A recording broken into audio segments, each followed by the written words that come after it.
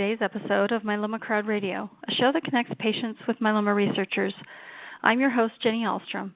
This is our 101st show, and I'd like to thank our episode sponsor, Takeda Oncology, for their support of Myeloma Crowd Radio. Now, before we get started with our guest today, I'd like to let you know that we have now raised $477,000 for the Myeloma Crowd Research Initiative. Our goal is to reach $500,000 for this program, and once we hit that target, we will first jump up and down with joy and then run this process again. About the process, it was very important how we went about choosing these projects. We invited investigators worldwide to submit their proposals for high-risk myeloma because these patients need it the very most, and we received back 36 proposals, and our Myeloma Scientific Advisory Board narrowed that down to a top 10. So after hearing from these 10 investigators on Myeloma Crowd Radio, both our MCRI Scientific and Patient Advisory Board selected 2 projects to fund. And one is the CAR T-cell research out of the University of Würzburg in Germany targeting CS1 and BCMA. And the second is the Mills research at Johns Hopkins with Dr. Borrello. Both are immunotherapies. And based on the recent news that we'll be hearing about more in today's show, I can with great confidence say that our process worked. This method of crowdsourcing and crowdfunding is helping to advance leading-edge and incredibly effective treatments for not only high-risk patients, but all myeloma patients. And additionally, 100% of the money you've donated to the MCRI is going to these 2 projects. So congratulations for making a difference in all of our care and helping us speed along a potential cure. Your support matters greatly.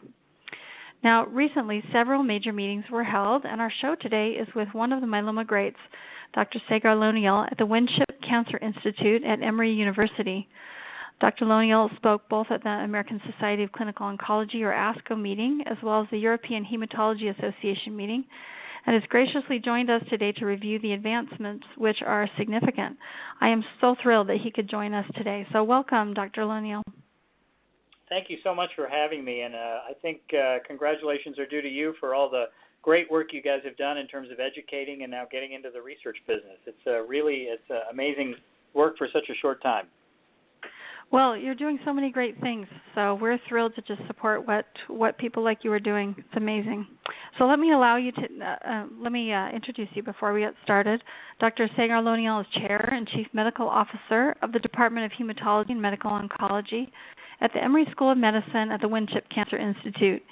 He is Professor of Medicine in the same department and founder and course director for the annual updates in hematology and oncology at Emory as well. Dr. Lonial also serves as Director of Translational Research for the B-cell malignancy program at Emory, and Dr. Lonial is Committee Chair of the Multiple Myeloma Research Foundation Steering Committee, the Eastern Cooperative Oncology Group, also known as ECOG, which constructs and coordinates large national clinical trials, and is on the IMF Scientific Board of Advisors. Dr. Lonial sits on the Panorama 1 Steering Committee for Novartis and is on the International Myeloma Society Board of Directors and is also a Myeloma UK External Advisor, so incredibly busy. He is Associate Editor of the Myeloma section and Editor of Clinical Lymphoma and Myeloma, and is on the editorial boards of the Journal of Clinical Oncology, Leukemia and Lymphoma, and Clinical Cancer Research. Dr. Lonial is internationally recognized as a leading authority in multiple myeloma treatment and research, and is invited to speak regularly at major meetings where updates are held. So, Dr. Lonial, thank you again for joining us, and we have a lot to talk about today. Yes, let's get started. Okay. So what I heard, I didn't attend the ASCO meeting, but I did attend the EHA meeting, and I heard a lot about the art of treating myeloma. So why is treating myeloma kind of not a simple task? Yeah, I think, that's a great question, and I think part of it has to do with 2 pieces. The first is that the assessment of a myeloma patient or a potential myeloma patient is a moving target. And the reason I say that is that the evaluation, the diagnostic workup, the genetics workup, all of that is continuing to move forward as we get newer and better technologies. And so I think knowing what to do at any given time point may be different than it was 6 or 12 months ago. The second piece, I think, that makes it perhaps not quite as cut and dry as many other malignancies is that there's such an age range in the patients that can get this disease that the treatments can sometimes need to be tailored based on other comorbid conditions, things like hypertension, severe diabetes, functional status, what we call performance status in the U.S., as well as renal function, hepatic function, all those other things that go into making decisions about what to do for a myeloma patient. And so based on those significant variability, deciding what to do for a garden variety 50-year-old with myeloma is different than doing with what you do with a garden variety 80-year-old with myeloma. And even all 80-year-olds are not the same. And so I think that's what adds a level of complexity in a disease where the average age of presentation is 65 to 70. Mm-hmm. And I know a lot of patients don't see myeloma specialists. I don't know what the real percentage would be, but I know it's a significant one. And I know there's a great advantage to seeing a myeloma specialist, or at least consulting with them, and maybe even getting your care locally. Yeah, I think that's really important. And this in no way is intended to say that every myeloma patient has to be receiving their direct care from a myeloma center.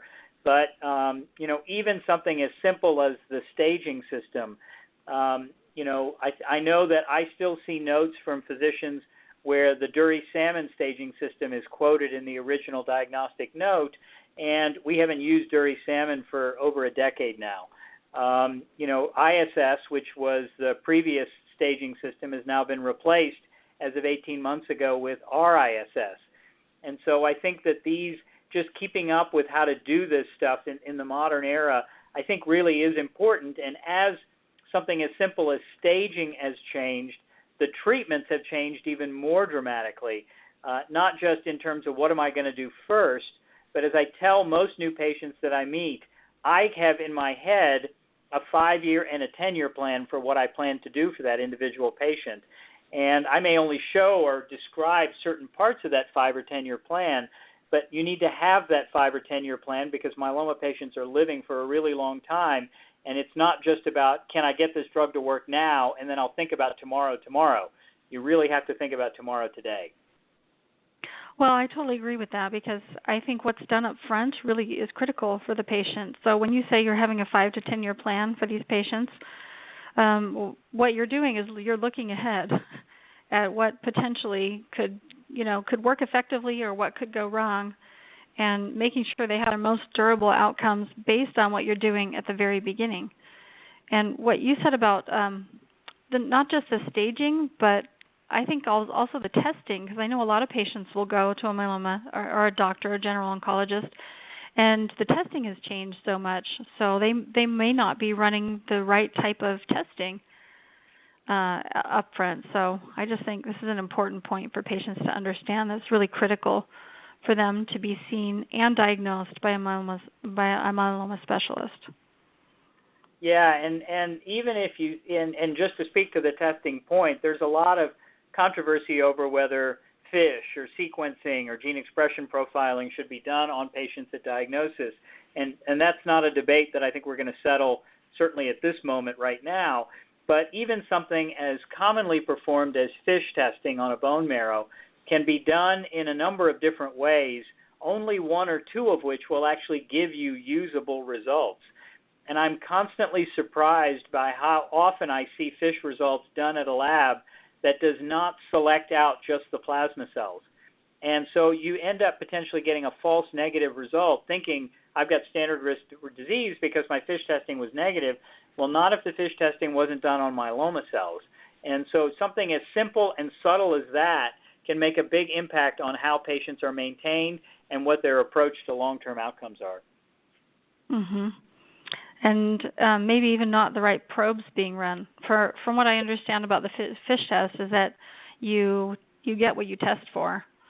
And if you don't run the right probe, you're not going to get the right test. So, I had a translocation that didn't show up on my FISH test that did show up on genetic testing. So maybe we want to transition into testing. With all these different varieties of the FISH testing, and I agree that if you're not selecting the plasma cells, you're not going to get a very good result. But even beyond that, in these other next generation sequencing or the gene expression profiling testing. How important today is genetics in myeloma? When I was diagnosed in 2010, hardly anyone was doing any kind of genetic testing. Yeah. So I think understanding the genetics is really critical to identifying the risk group that a patient is in. And so, we really struggle when patients don't have that testing done appropriately at the time of initial diagnosis in trying to figure out what is our maintenance strategy going to be. And I know that several years ago there was a lot of controversy over should standard risk patients be treated differently at the outset from high risk. And in my view, that approach that was favored by a couple of large institutions suggested you could undertreat a standard risk patient because they were going to do fine, and that it was really the high-risk patients that you wanted to focus on aggressive induction therapy. Well, we now know from randomized trials that that is incorrect, and that what's good for high risk is even better for standard risk in terms of depth of response, progression-free survival, and overall survival. So that testing piece at the outset is really critical, in my view, not to deciding what am I going to do at the very first moment I'm treating a patient, because that's going to be standard across high risk and standard risk, but how am I going to maintain that patient? Because that's where it's key.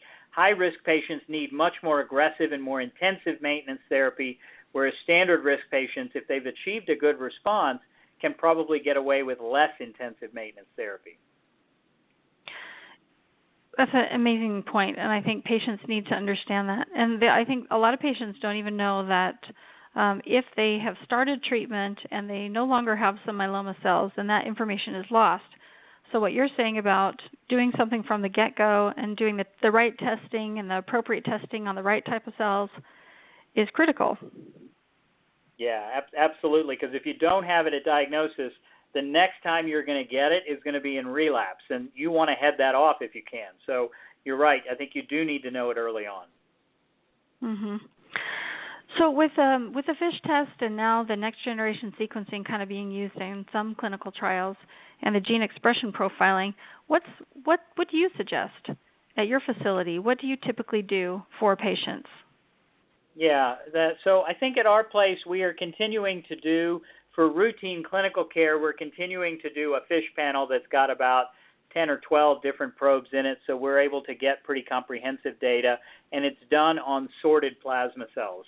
Now, I will tell you that I suspect that in the next few years, we'll probably be talking about RNA-seq-based approaches, which are able to give you mutational analysis, potentially translocations through copy number assessment, as well as expression profiling. So I think with one or two tests, you're going to be able to get huge amounts of data. We just need to understand what the best panel for these patients are going to end up being, and what's the most efficient way to get it done in a CLIA-certified lab environment. And that actually, I think, is an important subpoint to make. CLIA is, what CLIA means is it's basically a national laboratory testing standard. And when we do investigative testing, so if somebody were to come and get sequencing done in my lab or somebody else's lab, not the clinical lab, that can be used for a research basis, but it should not be used to make decisions because that's not been done in a clinical grade lab. And I think that the reproducibility and all the other pieces that go in to a clinical grade lab is an extra hurdle, but it allows us as clinicians to feel much more confident in the data we have and allows us to really use it for decision making. And I touched on high risk versus standard risk as one important piece of information that we get from the genetic testing at the time of diagnosis. Now in 2017, where we've got potentially drugs such as venetoclax that are very active in a subset of myeloma patients alone or in combination with steroids, and that's the patients with 11-14 translocation, you really want to know who has 11-14 translocation early on, right, because that will be a critical piece to managing their disease either in the maintenance setting or in the early relapse setting as well. So it will have therapeutic implications as well. Mm-hmm. And it's so exciting to see, because when I was first diagnosed, there was a lot of the opinion just seemed to be, well, it's not going to change my practice at all. So that may be interesting in the future, but I'm not sure why I would capture it now. So I think it's super exciting to get that much information out from patients. So are there ways the patients can get the RNA sequencing right now, or is that just all in clinical trials? Yeah, I mean, I think there probably are a few centers that are doing it early on. Many clinical trials are now doing it as part of the standard diagnostic workup for entry into newly diagnosed myeloma trials. The COMPASS trial that you may know about now has a database of over 1,000 patients with RNA sequencing data on, I think, at least 800 of them now. So I think there are potential ways to get access to it. But again, much of that data on expression profiling from RNA-seq does need to be, I won't say validated, but it needs a little bit more depth and experience to help us understand how best to use it. It doesn't have that large data set that many of the gene expression profiling send-out tests already currently have. Mm-hmm. Do you see the gene expression profile test as being valuable right now while the RNA sequencing ramps up? Yeah, I think that's a good question, and I know that there are a number of sites, certainly from my colleagues, that do use that fairly consistently. I think in my mind, sometimes high risk and standard risk is not as simple as a line. Either you are or you're not. I think that there can be some subtleties that come along with it, and so I think my biggest issue with the current gene expression profiling platforms that are out there is that the report will often say your result is either high risk or not high risk. And I think for me, I like to know a little bit more in terms of what's up, what's down, what does that mean for certain subsets of patients, and how to apply that. And so I like a little bit more information from a broader category of patients, from sources. But certainly gene expression profiling data does have a role, and it can be used to define high-risk myeloma even now. Mm-hmm. Great. Well, I know with all the advent of, I heard a lot about different drugs coming in like venetoclax and other drugs that I'm sure you're going to talk about in today's show. And a lot of that, I heard one of the doctors discussing the idea of balancing all this new impact or efficacy with possible side effects. And I don't know if you want to talk about that first or if you'd like to do that after we talk about all the new things that are coming up. No, I think we can address that balance. And, I think one of the important taglines that you'll hear over and over again in many myeloma talks is one that's very near and dear to my heart, and that's the idea of combination therapy. I think that for the most part, except in the truly frail patients, I think we've demonstrated with multiple large randomized trials that the question of sequential single agent versus combination has been put to rest, and that is combinations are clearly better across the board in terms of response, depth of response, duration of remission, and now even overall survival. We have a lot of data that says that. But the balance of that combination effect is what is the price you're paying in terms of toxicity. And so in my mind, the only way that the toxicity balance can work out is if the benefit you're getting when you combine drugs is more than 1 + 1 = 2. So I'm going to try and make this non-mathematical. Okay. Okay. 1 + 1 = 2 to me is two drugs that work well together. They're additive in their benefit.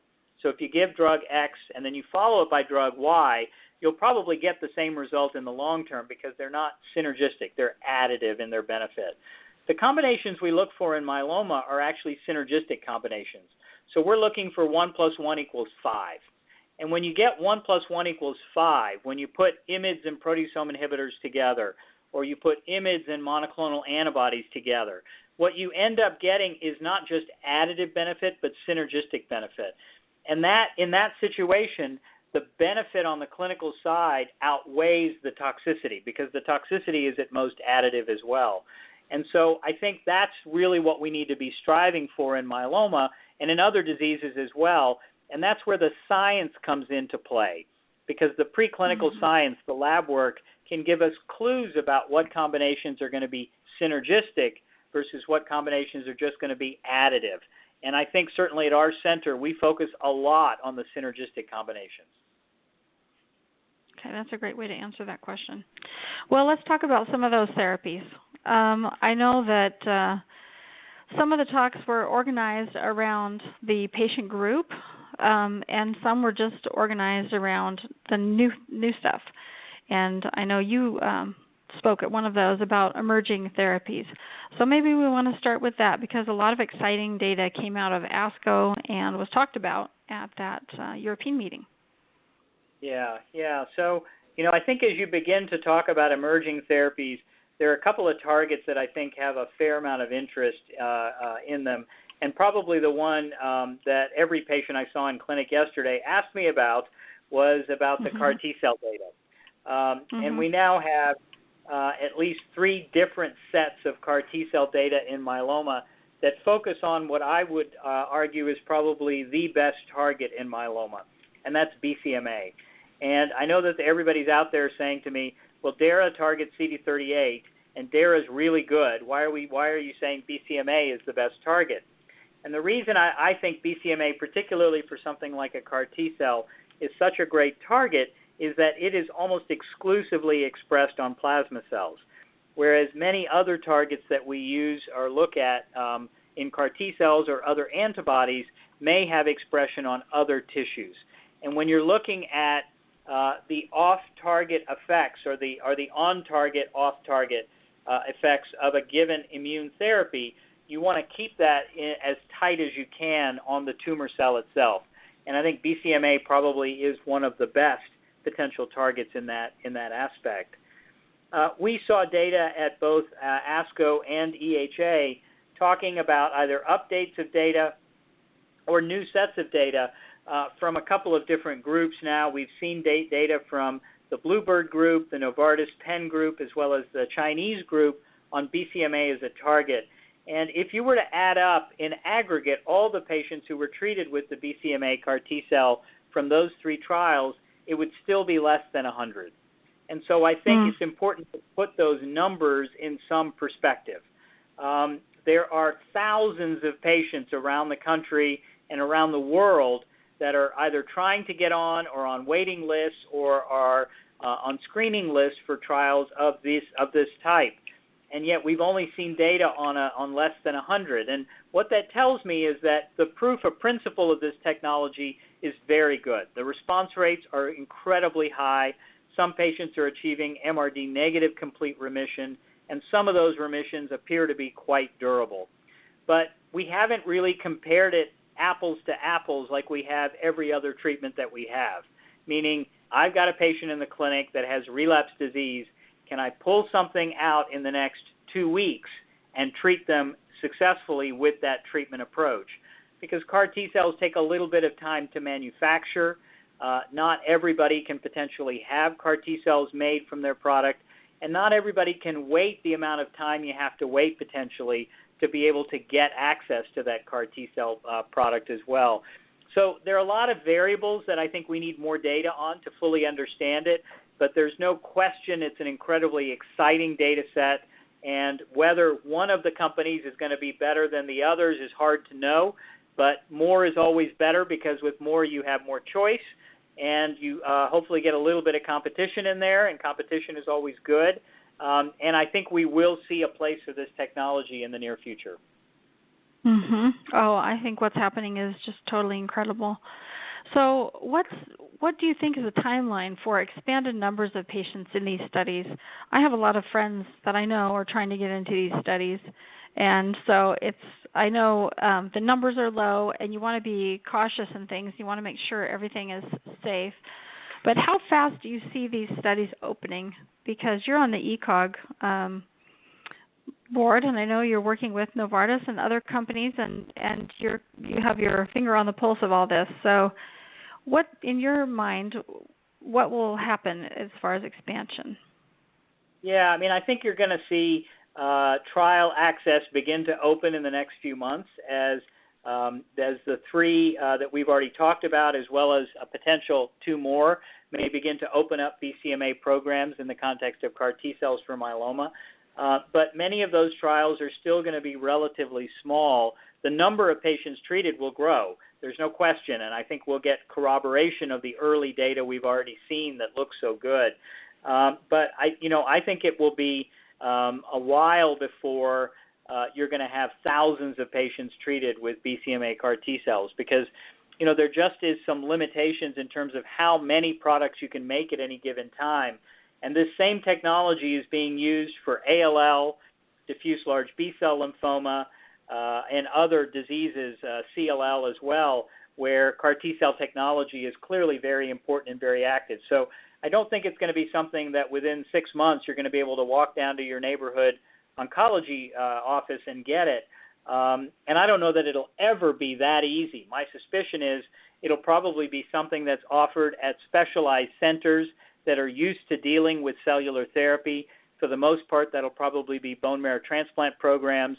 And that sort of circles back to your earlier discussion about making sure that you're connected with a myeloma center, because almost all myeloma centers are cellular therapy and transplant centers. And so that will give you the highest and most success in terms of potentially getting on those trials and getting on those waiting lists. Mm-hmm, absolutely, and access to clinical trials. One of the reasons that I started this show is to help encourage patients to join clinical trials, because this is how, it's clear to see with this BCMA product, just as a single example, that this is how we move things forward.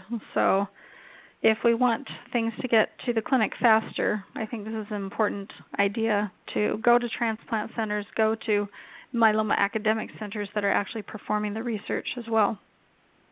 Yeah, no, I absolutely agree. And when patients come to me and say, well, why should I do a trial instead of taking the standard of care, I have two answers to them. The first is that their standard of care came from a clinical trial.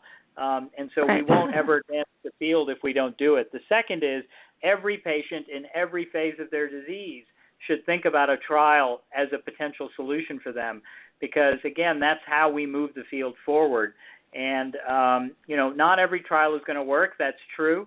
But I will tell you, in plasma cell disorders and in myeloma, we've been very fortunate that we've managed to use science and genetics and the experience of many of our colleagues to raise the bar and to have a pretty good batting average in terms of being able to offer new and effective therapies for our patients. Mm-hmm. I think what's happening in myeloma is just stunning. And going back to the BCMA, I think the manufacturing, may be an issue right now in terms of speed, but I think that will get faster over time, don't you? Yeah, no, I think you're right. I think it will get faster over time. I think, you can probably get CAR T-cell products in less than 2 weeks, or on an average in around 2 weeks, which I think would be better. The capacity for manufacturing is going to be really the issue. And that's something I know that each of these companies is really working hard on, because I think the last thing they want to do is have an effective therapy and not be able to get it to patients who need it. Mm-hmm. Yeah, key. Yeah. Well, what's happening is really exciting, and all the data that came out is just really amazing. Do we want to go through different types of patients? So maybe for newly diagnosed patients, what you saw as some major themes in treating these patients, or suggestions or recommendations? Yeah. So I think when you talk about the average newly diagnosed myeloma patient, I think that one of the themes that has arisen is that an IMiD and a proteasome inhibitor plus dexamethasone probably represent the standard of care at this time. And there again are a number of trials that have spoken to this, but I think there's no question that an IMiD-PI combination, likely the one with the most data, is RVD, Revlimid with Velcade and dexamethasone. The one that's vying for equal billing, if you will, is KRD, carfilzomib in combination with Revlimid and dexamethasone. And also in that same competitive group is IRD, Ixazomib with Revlimid and dexamethasone. And so I think each of these three have various arguments that I think make them more or less attractive to patients, more or less attractive from an investigator perspective. I will tell you, I think that in my view, the standard continues to be VRD. and there is a current ECOG trial ongoing comparing VRD with KRD, which I think is really an important trial because KRD has clearly demonstrated very significant activity and efficacy in a number of small phase 2 trials. And I think we need that phase 3 validation to understand what it brings to the table over VRD in a randomized trial comparison. So if there are newly diagnosed patients that are out there, I would encourage them to think about participation in that trial. I think and how the long, second point... Oh, no. Go ahead. So, how long the do you second think point it'll I'd take? Yeah. No, you go. Well, I was just wondering how long it would take to find the results from that. How long do you have to wait for that type of study to know which one would be more effective long term? Yeah, so that's a great question, and it's at least a year and a half to 2 years before we really have some of that information. So, until that time, everybody's got to make their judgment and best judgment in terms of what the optimal options are. And I won't say that any one is right or wrong. What I would say is find a regimen that you feel comfortable with, that you can give, and that you understand the potential side effects that come up so that you can anticipate them or manage them in an efficient way and use that regimen and get comfortable with it. If that regimen is KRD for you, and there are many centers that are doing that, I think that's okay. Just know that there are certain things you're going to experience with KRD that you may not necessarily experience with VRD, and just be prepared to anticipate that and help patients deal with it. Mm-hmm. Good to know. Sorry to interrupt you. No, that's okay. So I think the other piece about newly diagnosed myeloma that I wanted to touch on is the role of transplantation. And there's been a lot of discussion about replacing transplant, and transplant is outdated. We have all these great new drugs. We don't need transplant. And I guess what I would caution people about thinking is that transplant continues to remain a really active and important and underutilized approach to treating myeloma. And when you and I were speaking early on about the idea of having a big long-term plan, transplant does play into that big long-term plan. If you look at the most recent IFM study that came to us from the French group, where everybody got RVD induction and then were randomized to early transplant or continued RVD, and both groups were followed by lenalidomide maintenance, what we know is that at 2 years, 2/3 of the patients who were MRD negative were in the transplant group. And so to say that I don't believe in transplant or transplant has no role, I think underplays the importance that transplant can play in getting patients who may already be in complete remission into MRD negative complete remission, and then sustained MRD negative complete remission.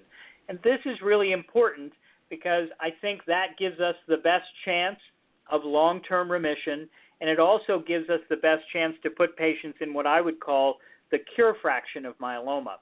And that's not a phrase you probably typically hear very often from people, and it's not one that I'm going to use cavalierly. What I want to say is that I think even with data from 10 years ago, there were about 10 to 15% of patients who would be what I call cured, meaning 10 years, continuous remission, no evidence of relapse, ongoing complete remission. I think with the drugs and the technology we have, if we put them together in an adequate way, that number can at least double, if not triple. And I think in order to do that, we have to have a defined treatment approach that at each stage tries to hit the myeloma from a different perspective. And that's how we're going to get to ultimately curing more patients with myeloma. But in that situation, we shouldn't say, well, can I delay a transplant or should I do it early? If the results are equivalent, there's no reason to do the transplant. That's not moving the field forward. I don't want equivalent. I want better. And in order to get better, we got to get more patients into MRD negative complete remission. Well, it sounds like from what I've been reading that MRD negative status is a better indicator of your progression-free survival or your overall survival than some of the current designations like complete response or very good partial response, that it has more to do with the length of life and how long you can go without disease than those standard type of designations. Yeah, that's absolutely correct. And what we know from retrospective studies is just what you described. Patients that achieve MRD negativity have a longer overall survival and longer duration of remission. What we don't know, and sometimes this gets confused when we talk about MRD, is if you take a patient who's MRD positive and change their therapy and potentially make them MRD negative, have you changed their natural history? And that's actually a really important question, because the presumption is if you take an MRD positive patient and make them MRD negative, they're going to fall on the MRD negative curve. But we don't know that. And so what it may be is that MRD at certain time points is a prognostic factor. It tells you who's going to do well no matter what. But it may not be a factor that you can use to predict who you should change therapy on. And those questions are being tested right now in large trials. So we will have that data in the next few years. Yeah, like I'm MRD negative, and I've been that way for 2 years, so can I stop therapy? Or I'm MRD negative after 2 months, should I stop maintenance? Probably not, So you're saying that you don't have that data yet. Absolutely. Not only if you're MRD negative can you stop, because we know that the MRD negative curves don't hit a plateau yet. So there will be patients that potentially relapse. So I'm very nervous about the I'm MRD negative, can I stop argument, because you could argue that was like I'm CR, I'm conventional CR negative, can I stop? We had our heads in the sand. We didn't know how low we could go. The same token, just because you're MRD positive doesn't mean that the game is over. And there are many subsets of patients who can potentially remain low-level MRD positive or even overtly MRD positive and do well for a long period of time. And what we need to understand is biologically what's different about those patients so that we can not try and drive people that are never going to get to MRD negativity by changing treatments if they're going to be fine and stable, even if they're MRD positive. It's complicated. Yeah, it is complicated. That's why you have to go to a specialist. I don't know. Every time I think about it, I just think, I don't know how a general oncologist can keep up with all the nuances and all the details behind it. It's just really stunning.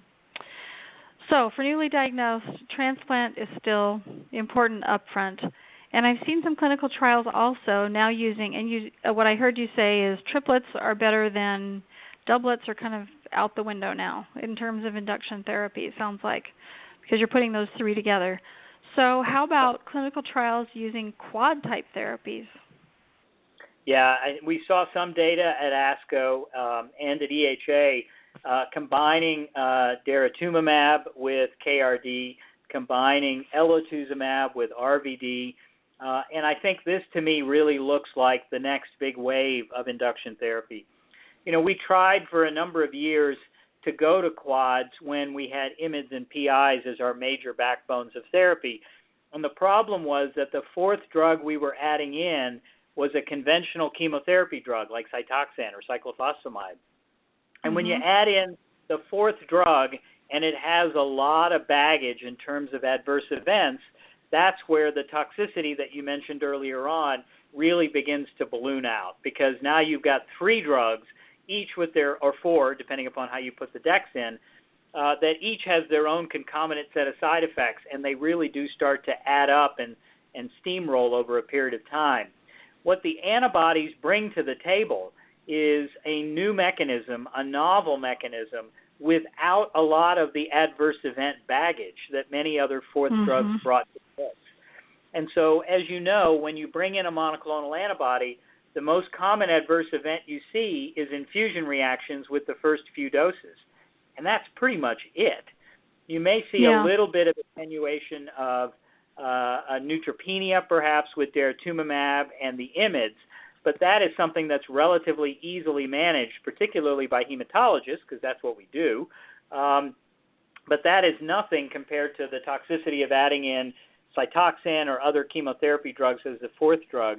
And so I think this really does hold pretty significant promise. What we don't know right now is what happens after transplant in terms of depth of response. Does it make everything better after transplant? Most of the trials we've looked at have been very early time points, like response at cycle 4, and that's a pretty early time point to be able to see very much. What I think we really want to understand is what's the MRD negative rate post-transplant, What's the MRD negative rate post 8 cycles? And how do all these factors play into each other to understand which patients would gain the most benefit from adding in an antibody early on? Mhm. Yeah, it seems that class of drug is the perfect add-on to me. Yeah, absolutely. In terms of, yeah, so that's exciting, and I know future studies will help us understand that situation better. So thank you for participating and helping run those studies. I think these are critical questions to ask. Well, so and again, I'd go out and actually thank our patients for going on these trials, because they are being a bit on the edge to do that and to participate in a trial when you know something is pretty good, a 3-drug regimen. To go out on a limb and say, I want to risk the adverse events and the toxicity because I think it's the right thing to do, I think the credit really should go to the patients. Well, that's true. Very true. I mean, it's both, right? So we need patients to participate in order to answer the questions that are trying to be asked. So Absolutely. It's really exciting to see these monoclonal antibodies. It seems like they're just adding power and have, lower toxicities. So that's incredible when you find a whole new class of drugs that does that. Yeah, it's exciting. So for relapsed refractory patients, now that we have these monoclonal antibodies and other types of things in clinical trials, how, as an expert, do you pick? I mean, it's so confusing. So earlier in the show, you talked about how you're making decisions based on age and fitness and any other comorbidity kind of things like liver issues or kidney issues or heart issues or whatever someone might have. But is there a general theme that you're seeing in terms of relapsed refractory patients? Yeah, so or it's just, it's too I mean, this is probably the biggest area of confusion, not only for patients but for docs, about how to manage and go through the litany of phase 3 trials we have in myeloma to decide what to do for a given individual patient. So I will tell you that just as I mentioned, there were factors that we use at newly diagnosed to try and parse through how to approach that given patient. Those same factors, and in fact a few new ones, begin to arise in the context of early relapse. And the categories are things that we begin to think a little bit about is, what did the patient get at their initial treatment? And did they get it at full dose? Did they get it at half dose? So do we consider that they were effective treatment regimens, or can we recycle some of those drugs that we used before? The second is, what were the adverse events that a patient experienced with those drugs that might help decide what we should do for second-line therapy?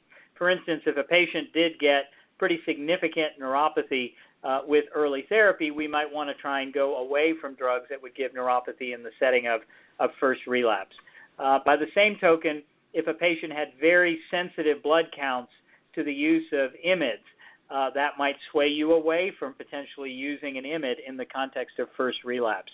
So these are some of the disease and patient-related factors that play into the mix. How long was that first remission?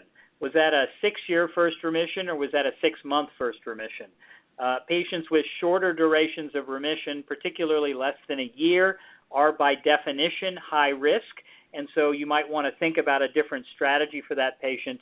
If you know they're high risk early on, then if they have a 4 or 5 or 6-year duration of remission after their initial induction therapy. And finally, where and how far away from the clinic do patients live? So being in Atlanta, we have a number of our patients that live in our backyard in Atlanta, but we also have a number of patients that come to us from South Georgia, North Carolina, South Carolina, Tennessee, Alabama, Mississippi, and other areas within the Southeast. And so for those patients, thinking about a treatment that brings them into the office once a week may not be the most practical approach to managing their disease. And so those are all some of the factors that go into deciding how to manage a patient in early relapse. What I'll tell you sort of as a general principle, I think now in 2017, is that the data that we see from the Castor and Pollux trials in terms of duration of remission, hazard ratio, subset data, almost across the board suggests that if a patient has not seen daratumumab in their first relapse or in their original treatment approach, that we should probably be thinking about daratumumab-based approaches for their first relapse. And whether it's an IMiD combination or a PI combination depends on what they got, what their maintenance was, what their side effects were, all those factors that I mentioned just a moment ago.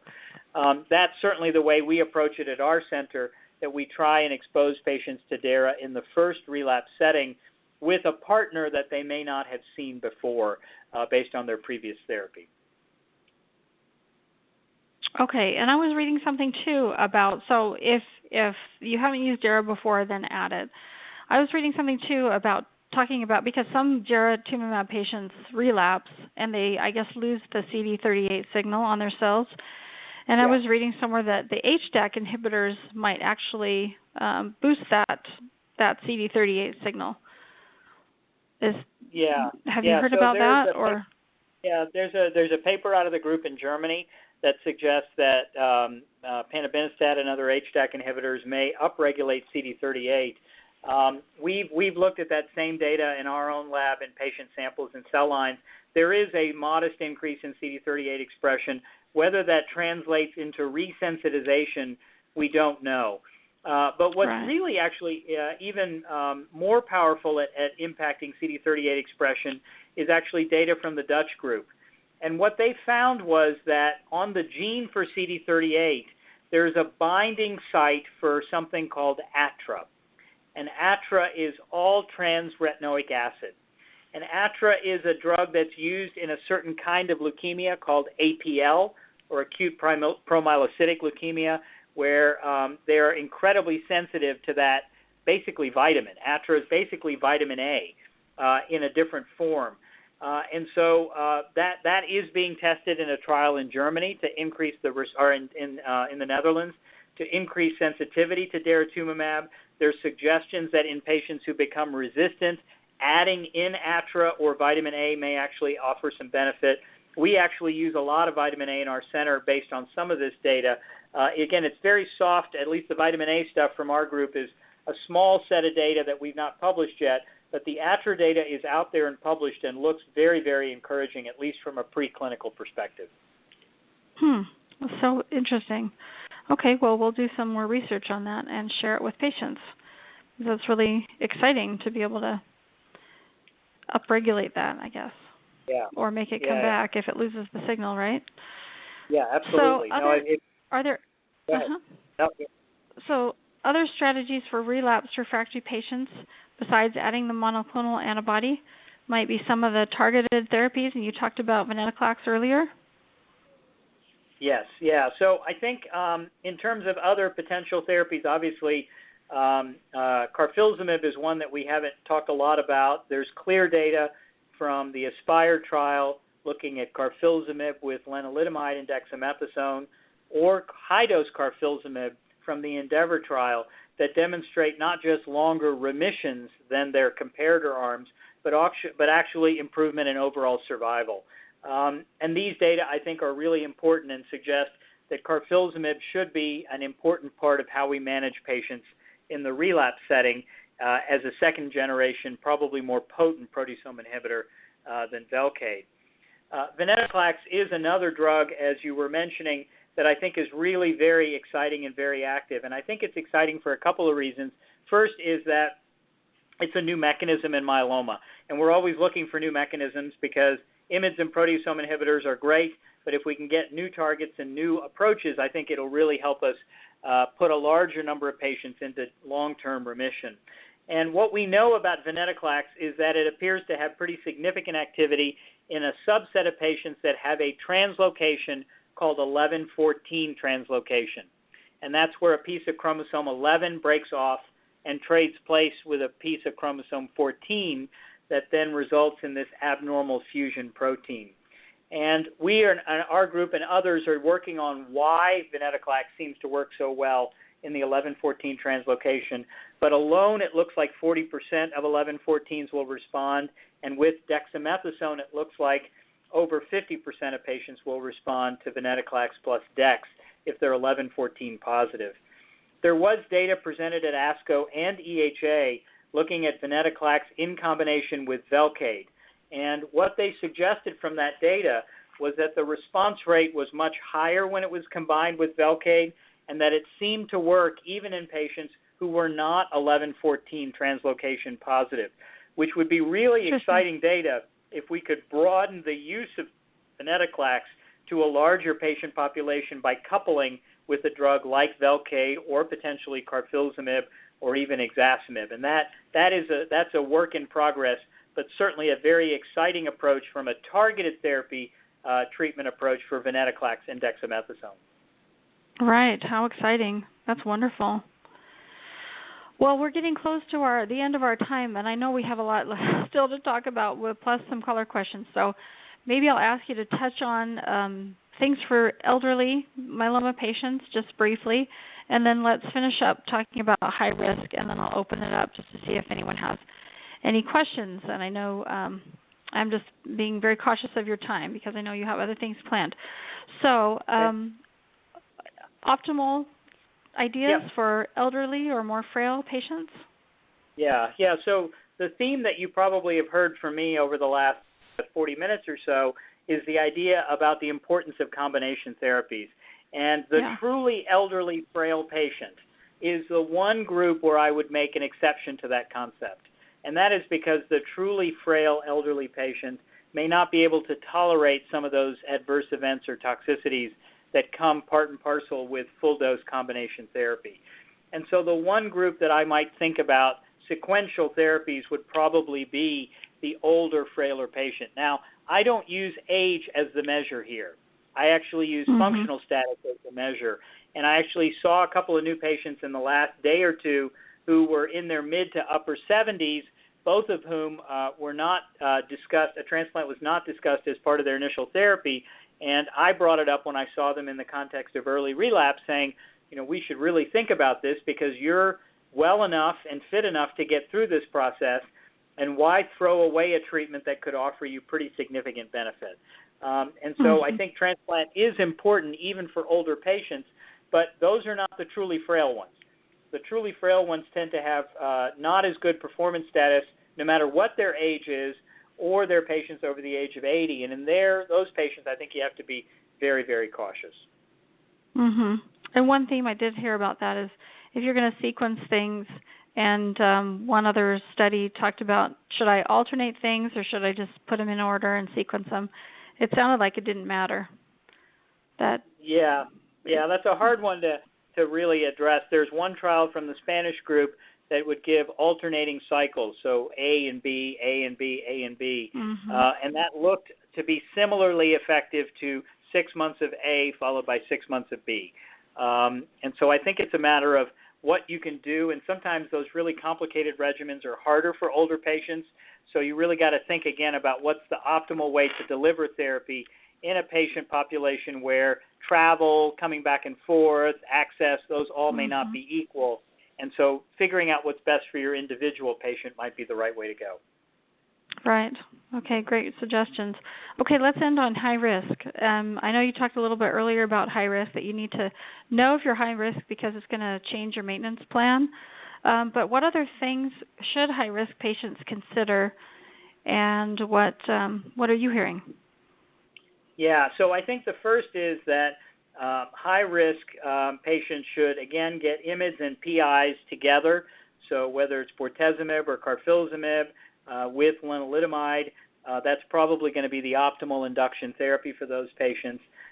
There's a big controversy between Europe and the U.S. about the role of tandem transplant in this patient population. And I think it's an important one to understand. The reason it came up is that in the U.S. trial, we actually did a randomized trial of tandem versus single transplant and did not find a difference across the board in how long patients stayed in remission or in how long they lived, even in high-risk or standard-risk patients. The European trial did the same thing, but they did find a difference in how long patients were in remission and in how long patients lived. And the reason for that difference is, I think, access to drugs. So in the U.S., most patients got RVD as their induction therapy, whereas in the European trial, most patients got Velcade with Cytoxan and dexamethasone. And we know that VCD, or Velcade cyclodex, is not as good as VRD, And so if you don't have access to the best treatments, then you might need a second transplant to try and overcome that. But if you do have access to the best treatments, then I don't think the second transplant really adds anything. And most major myeloma centers are not doing that as their standard approach for high-risk myeloma. Right, I knew it was more common in Europe versus the U.S., and that's interesting. I've never thought about that before. Yeah, it really does pan down to access. Interesting. And then I heard a little bit about using something else as a maintenance therapy, like maybe a proteasome inhibitor instead of, because everyone now says, we'll just go on Revlimid or some kind of IMiD-type maintenance, but that maybe a proteasome inhibitor might be better for high-risk patients? So there is pretty significant data now suggesting from the Dutch group that bortezomib or Velcade as a maintenance approach is more effective in that high-risk cohort than thalidomide, and certainly historical data from Revlimid as well. What I'll point you to is data that has now, I think, become relatively standard in many centers, and that's data that came from Dr. Nuka in our group, where he published data on triplet maintenance for high-risk myeloma, showing a superior survival for patients with 17p deletion. And that's actually become a standard in many different sets of guidelines and recommendations that patient receive not just a PI or just an IMiD, but the combination together for a sustained duration of time. In our center, it's 3 years in order to try and overcome those high-risk features. Well, that's important because you need to do everything you can for those patients. So that's really important. Wow, that's really fascinating. Interesting. Yeah, the other question that I had was, should it be doublets? But I guess for high risk, you're thinking about triplets, so that's great. Yeah, we're moving beyond doublets. Yeah, that's great. Well, I want to leave just a few minutes for some caller questions. So if you have a question for Dr. Lonial, you can call 347-637-2631 and press 1 on your keypad. And we have a caller question at 371-3695. Go ahead with your question. Yeah, Dr. Lonial, just a quick question. You mentioned ATRA, and I'm on DARA, and the result is kind of flagging.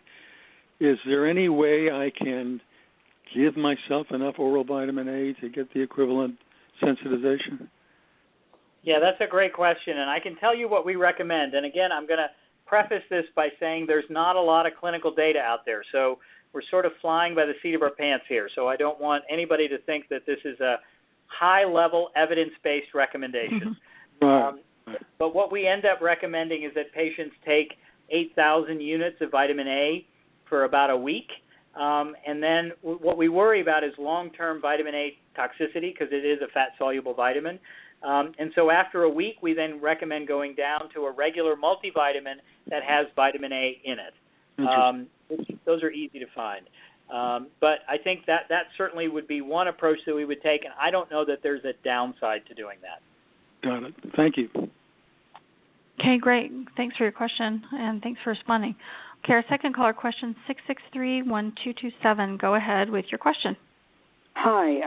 My husband has multiple myeloma, and he was diagnosed 3 years ago at stage 3, which I understand is the aggressive type, but he's very sensitive to medication. So he was on RVD for a long time, and for 18 months they took him off, and then his numbers start going up slightly. So they have him on Cripolis and Dex, but the Cripolis made him break out, and he's so sensitive, so they took him off for a while till he got that treated.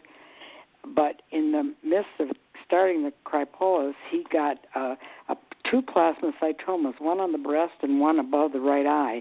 And I just wondered how serious these plasmacytomas come into the picture, while he's starting the medication. Yeah. So patients who present with plasmacytoma-based disease, particularly in the context of relapse, represent essentially a functional high-risk group. And that's really important. And those are patients that if they can tolerate it, we try and treat with aggressive triplet-based therapy to try and get that under better control. these are patients where the IMiDs alone probably don't offer a lot of benefit. The proteasome inhibitors probably do offer pretty significant benefit, and the antibodies probably offer benefit as well. So using that information to sort of concoct the next regimen, I think, is really important. So Cripolis is not in that. Well, Cripolis is the IMiD, right? It's a proteasome inhibitor. It's a proteasome inhibitor. Oh, yeah, you're right. And he was so got bad side effects from Velcade. So it's so hard to know. Yeah, I mean, without having all the information in front of me, it's hard for me to make a recommendation. But having disease that grows outside of the bone marrow, in my mind, means that you need to really think carefully about making sure the treatment you're using is particularly effective in those types of relapses.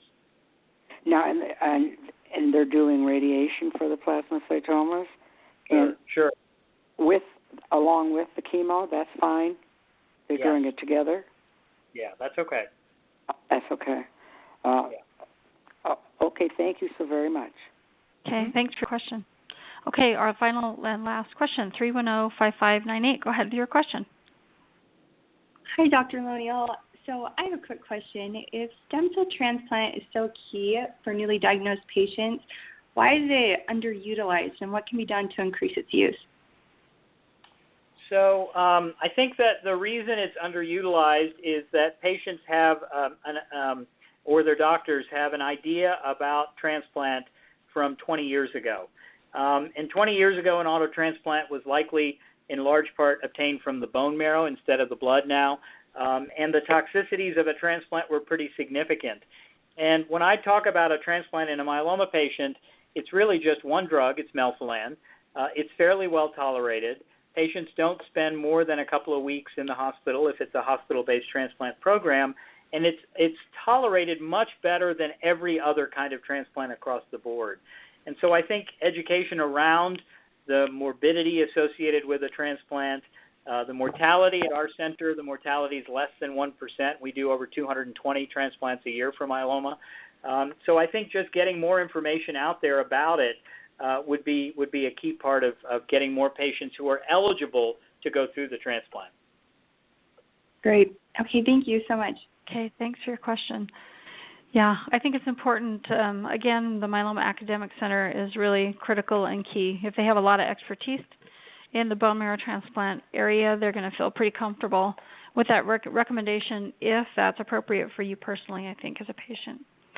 Well, Dr. Lonial, we are so grateful for your participation today. We know you have a lot going on, so we'll let you go. But what a valuable summary of everything that has come out in the last few meetings. And you're very clear and concise and very easy to understand. So thank you so much for helping us understand what's the latest. And we are going to look forward to what you have coming out also for the ASH in December, the ASH conference. Well, thank you again for your time, and again, we appreciate all that you and your group are doing on behalf of patients and education and research, and thanks for your efforts. Okay, well, thank you so much. All right, thank you for listening to Myeloma Crowd Radio. Tune in next time to learn more about the latest in myeloma research and what it means for you.